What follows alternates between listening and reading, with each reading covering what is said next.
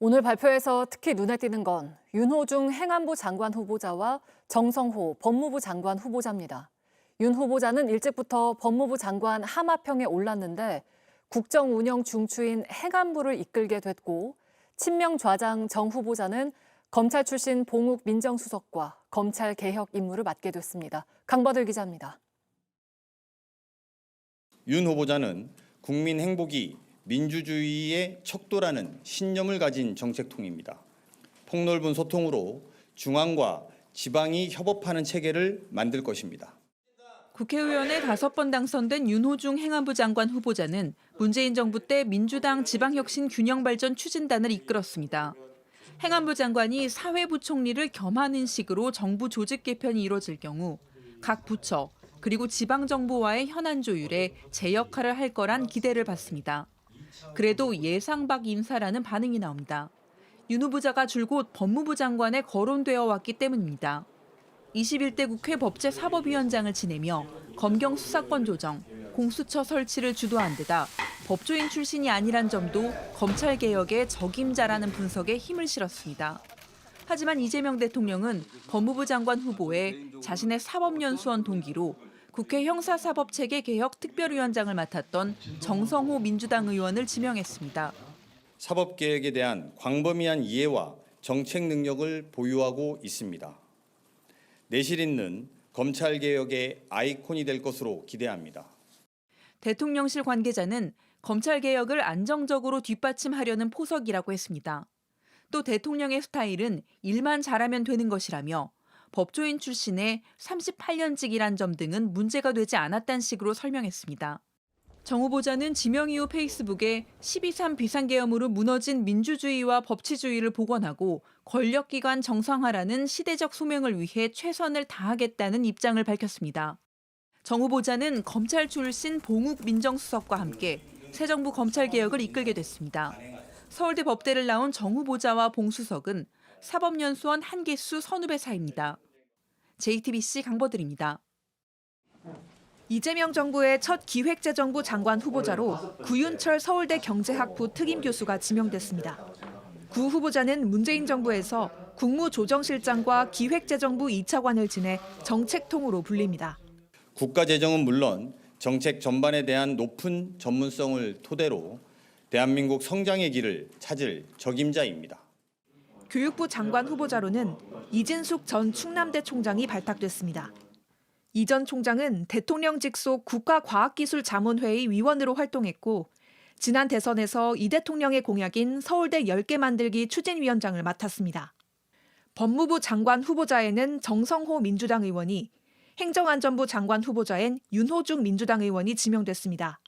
정 의원은 이재명 대통령과 사법연수원 18기 동기이자 38년지기로 원조 친명 좌장으로 불려왔습니다.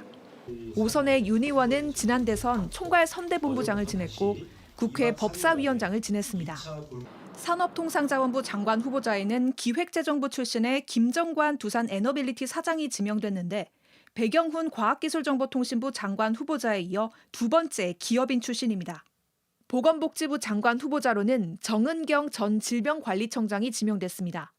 이로써 국토교통부와 문화체육관광부를 제외한 초대 내각 장관 인선이 마무리됐습니다. 민정수석으로는 대검찰청 차장검사를 지낸 봉욱 변호사가 지명됐습니다. 사퇴한 오광수 전 민정수석에 이어 다시 검찰 출신입니다. JTBC 김재현입니다. 네, 그럼 대통령실 연결해서 이번 인선의 배경과 의미를 알아보겠습니다. 자, 최규진 기자, 이번에도 민주당 현역 의원들이 많이 차출이 됐네요. 네, 맞습니다. 지난 1차 인선에서 안규백 국방부 장관 후보자 지명을 포함해서 11명 중에서 5명이 현역 의원이었는데요. 오늘 발표된 정성호, 윤호중 후보자에 김민석 국무총리 후보자까지 더하면은 8명까지 늘어납니다. 여기에 강훈식 비서실장, 위성락 국가안보실장, 강유정 대변인 같은 대통령실 인사와 임광현 국세청장 후보자까지 더하면은 12명까지 늘어납니다. 이렇게 정치권 인사가 대거 중용되면은 입법부의 감시라는 삼권분립 원칙에 위배되는 것이 아니냐, 영향을 주는 것이 아니냐는 질문이 오늘 브리핑에서도 나왔었는데요. 강훈식 비서실장은 인수위 없이 출범한 정부의 특성상 즉시 투입할 수 있는 인재가 필요했다. 즉 속도를 강조했습니다. 직접 들어보시겠습니다. 당과 대통령실이 하나 되어서 지금까지 호흡해왔던 분들에 대한 깊은 신뢰가 있는 것 또한 사실입니다. 그런 면에서 현직 정치인들이 많이 발탁된 것도 혼연일체로 뛰겠다라고 해석해 주시면 감사하겠습니다.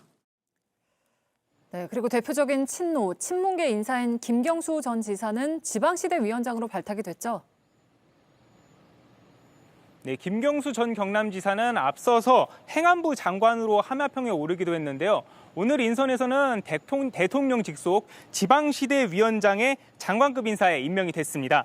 균형 발전 전략과 자치 분권 공약을 빠르게 현실화시킬 적임자라는 게 대통령실의 설명인데요.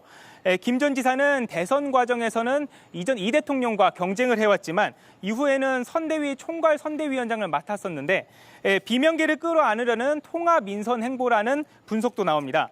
오유경 식약처장은 유임됐는데 송미령 농식품부 장관에 이어서 전 정부 인사가 유임된 두 번째 사례입니다. 네, 그리고 기획재정부 장관에 구윤철 교수를 지명한 거는 어떻게 봐야 할까요?